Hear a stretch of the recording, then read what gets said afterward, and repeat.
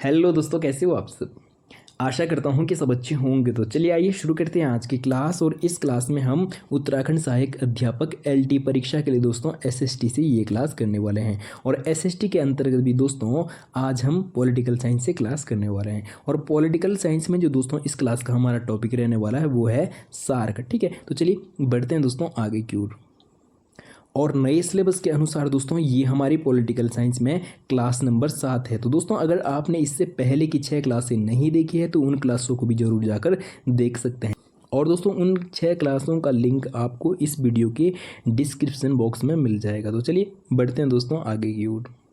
तो इस क्लास का जो दोस्तों हमारा टॉपिक रहने वाला है वो है दक्षिण एशियाई क्षेत्रीय सहयोग संगठन। और उसी को दोस्तों क्या कहा जाता है, सार्क कहा जाता है। ठीक है, और अगर दोस्तों हम बात करते हैं कि हिंदी में सार्क को क्या कहते हैं, तो दोस्तों हिंदी में जो सार्क की मीनिंग या अर्थ है दक्षिण एशियाई क्षेत्रीय सहयोग संगठन है। ठीक है, तो दोस्तों कभी कभी प्रश्न पूछा जाता है कि सार्क की फुल फॉर्म क्या है। तो दोस्तों सार्क की जो फुल फॉर्म है south Asian association for regional corporation. ठीक है, ये दोस्तों सार्क की क्या हो जाएगी, फुल फॉर्म हो जाएगी। ठीक है, इससे भी प्रश्न पूछा जाता है। ठीक, तो दोस्तों हिंदी में हम अगर बात करते हैं कि सार्क का अर्थ और मीनिंग क्या है, तो दोस्तों दक्षिण एशियाई क्षेत्रीय सहयोग संगठन है। और इंग्लिश में दोस्तों अगर हम बात करते हैं सार्क की मीनिंग फुल फॉर्म क्या है, तो दोस्तों south Asian association for regional corporation. ठीक है, तो चलिए बढ़ते हैं दोस्तों आगे की ओर। अब दोस्तों हम जानने वाले हैं कि सार्क से आगे किस किस प्रकार से प्रश्न पूछे जा सकते हैं। तो दोस्तों अगर हम बात करते हैं कि सार्क से आगे किस किस प्रकार से प्रश्न पूछे जा सकते हैं,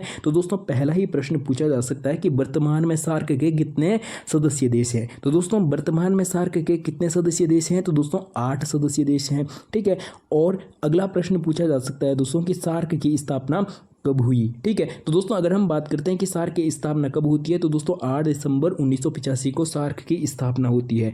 ठीक है, और स्थापना के समय दोस्तों उसकी बैठक कहाँ होती है, तो ढाका बांग्लादेश में होती है। ठीक है, और अगला प्रश्न पूछा जा सकता है दोस्तों कि सार्क का मुख्यालय या सचिवालय कहाँ है। तो दोस्तों कहाँ है, काठमांडू नेपाल में है। ठीक है, और इसका स्थायी मुख्यालय या सचिवालय कब बनाया गया, तो दोस्तों 17 जनवरी 1985 को इसका मुख्यालय या सचिवालय बना। ठीक है, और दोस्तों अगला प्रश्न यहाँ से इस प्रकार से पूछा जा सकता है कि जब सार्क की स्थापना 8 दिसंबर 1985 को होती है तो उस समय सार्क के सदस्य देश कितने थे। तो दोस्तों जब इसकी स्थापना होती है सार्क की, तो अगर हम बात करते हैं कि उस समय सदस्य देश कितने थे सार्क के, तो दोस्तों 7 थे। अब दोस्तों प्रश्न आगे इस प्रकार से पूछा जा सकता है कि जो सार्क का 8वां सदस्य देश बना वो कौन बना और कब बना। तो दोस्तों अगर हम बात करते हैं कि 8वां सदस्य देश कौन बनता है, तो दोस्तों अफगानिस्तान बनता है। ठीक है, सार्क का। और कब बनता है दोस्तों, तो कब बनता है, 2007 में बनता है। ठीक है, तो दोस्तों अब हम मैप में समझ लेते हैं कि जो सार्क के 8 सदस्यीय देश हैं वो कौन कौन से हैं। तो दोस्तों पहला हो जाएगा भारत। ठीक, और अगला हो जाएगा दोस्तों अफगानिस्तान, और अगला पाकिस्तान, और नेपाल, भूटान, और बांग्लादेश, श्रीलंका और मालदीव। दोस्तों ये सार्क के 8 सदस्यीय देश हैं। ठीक है, और अगला दोस्तों प्रश्न किस प्रकार से पूछा जा सकता है, साथियों प्रश्न पूछा जा सकता है कि इनमें से कौन सा सार्क का सदस्य देश नहीं है। तो दोस्तों 3 ऑप्शन तो ये दिए जा सकते हैं, और चौथा दोस्तों चीन यहाँ पर ऑप्शन दिया जा सकता है। और दोस्तों चीन क्यों ऑप्शन में हो सकता है, तो दोस्तों चीन इसलिए ऑप्शन में हो सकता है क्योंकि दोस्तों चीन की जो सीमा है वो भारत से भी लगती है, और अफगानिस्तान से भी लगती है, पाकिस्तान से भी लगती है, और नेपाल से भी लगती है, भूटान से भी लगती है, और यहाँ पर दोस्तों म्यांमार है, म्यांमार से भी लगती है। इसलिए दोस्तों ऑप्शन में क्या हो सकता है, कन्फ्यूजन करने के लिए चीन ऑप्शन हो सकता है। तो दोस्तों चीन क्या नहीं है, सार्क का सदस्य देश नहीं है। ठीक है, और अगला प्रश्न दोस्तों किस प्रकार से पूछा जा सकता है, अगले दोस्तों 3 ऑप्शन तो यही हो सकते हैं, मालदीव हो सकता है, नेपाल हो सकता है, अफगानिस्तान हो सकता है, और यहाँ पर दोस्तों क्या हो सकता है, म्यांमार हो सकता है। ठीक है, तो दोस्तों म्यांमार भी क्या नहीं है, सार्क का सदस्य देश नहीं है। और अगर हम दोस्तों बात करते हैं कि म्यांमार कहाँ है, दोस्तों भारत के पूरब में है। ठीक है, और म्यांमार क्या नहीं है, सार्क का सदस्य देश नहीं है। ठीक है, तो चलिए बढ़ते हैं दोस्तों आगे की ओर। अब साथियों हम जानने वाले हैं कि सार्क के उद्देश्य और सिद्धांत क्या हैं। ठीक है, तो आइए समझते हैं दोस्तों सार्क के उद्देश्य और सिद्धांत। दक्षिण एशियाई देशों के लोगों के कल्याण को प्रोत्साहन देना। ठीक है, तो दोस्तों इसका उद्देश्य और सिद्धांत क्या है? जो दक्षिण एशियाई देशों के लोग हैं उनके कल्याण को प्रोत्साहन देना और उनके जीवन स्तर में सुधार करना। ठीक है, पहला उद्देश्य ये हो जाएगा। और अगला उद्देश्य दोस्तों आर्थिक, सामाजिक, सांस्कृतिक, तकनीकी और मनोवैज्ञानिक क्षेत्र में पारस्परिक सहायता को प्रोत्साहन देना। ठीक है, और अगला जो दोस्तों इसका उद्देश्य है या सिद्धांत है तो दोस्तों अंतर्राष्ट्रीय मंचों पर आपसी सहयोग को सुदृढ़ करना। तो दोस्तों ये उद्देश्य भी हो जाएंगे और सिद्धांत भी हो जाएंगे। तो चलिए बढ़ते हैं दोस्तों आगे की ओर। तो दोस्तों अब हम समझने वाले हैं चार्टर में सार्क के जिन सिद्धांतों का उल्लेख है वे हैं। ठीक है, तो दोस्तों पहला ही जो सिद्धांत है वो है सार्क के माध्यम से क्षेत्रीय सहयोग। तो दोस्तों जितने भी 8 सार्क के सदस्य देश हैं वो क्या करेंगे? एक दूसरे का क्षेत्रीय सहयोग करेंगे। तो दोस्तों अगर हम बात करते हैं कि संप्रभुता का अर्थ क्या होता है, तो दोस्तों संप्रभुता का अर्थ होता है ऐसा राष्ट्र या ऐसा देश जो अपने देश के आंतरिक मामले और अपने देश के बाह्य मामलों को लेने में क्या होता है? सक्षम होता है, या ऐसी शक्ति उसके पास स्वयं के पास होती है, उसे ही दोस्तों क्या कहते हैं? संप्रभुता कहते हैं। तो दोस्तों क्या करेंगे? जितने भी 8 सार्क के सदस्य देश हैं वो एक दूसरे की संप्रभुता का क्या करेंगे? सम्मान करेंगे। ठीक है, समानता के सिद्धांत के प्रति पारस्परिक सम्मान करेंगे और प्रादेशिक अखंडता का भी सम्मान करेंगे।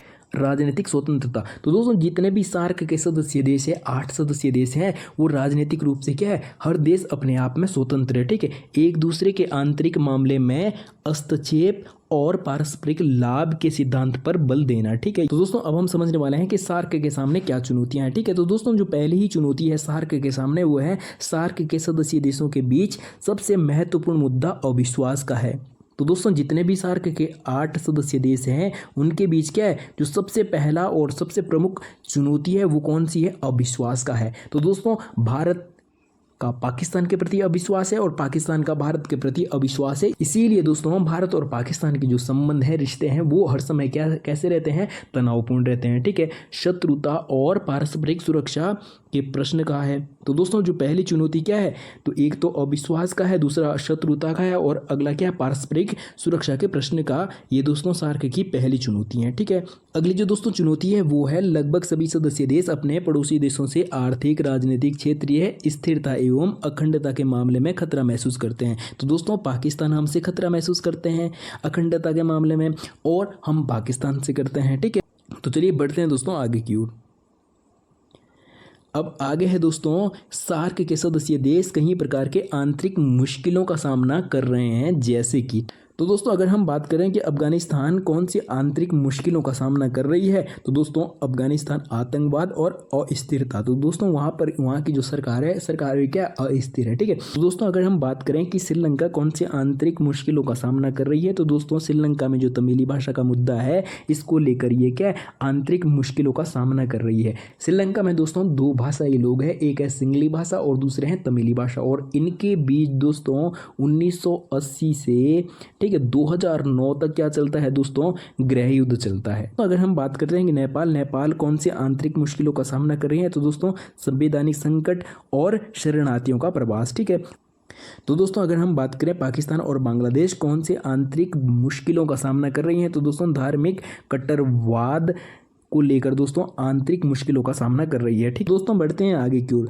दक्षिण एशिया में चीन की उपस्थिति भी सार्क के उत्थान में बाधक है। तो दोस्तों चीन क्या नहीं करने देती है? सार्क को आगे नहीं बढ़ने देती है। वस्तुतः चीन पाकिस्तान का गठजोड़ एवं चीन की अतिक्रमणकारी नीति क्षेत्र सहयोग के लिए बाधक है। ठीक है, तो दोस्तों ये थी आज की क्लास। अगर आपको क्लास अच्छी लगी हो तो वीडियो को लाइक, चैनल को सब्सक्राइब और साथ में दोस्तों एक कमेंट करके जरूर बताएं कि आपको हमारी ये क्लास कैसी लगी। और साथ में दोस्तों आपको एक काम और करना है कि आप अपने उन सभी साथियों तक इस क्लास को ज़्यादा से ज़्यादा शेयर करेंगे। और दोस्तों अगर आपको इस क्लास की PDF चाहिए होगी तो उसके लिए आप हमारे सारथी कोचिंग सेंटर के टेलीग्राम चैनल को ज्वाइन करें, वहाँ पर आपको इस क्लास की PDF मिल जाएगी। तो चलिए आज के लिए इतना ही, मिलते हैं जल्दी इस प्रकार की नेक्स्ट वीडियो में।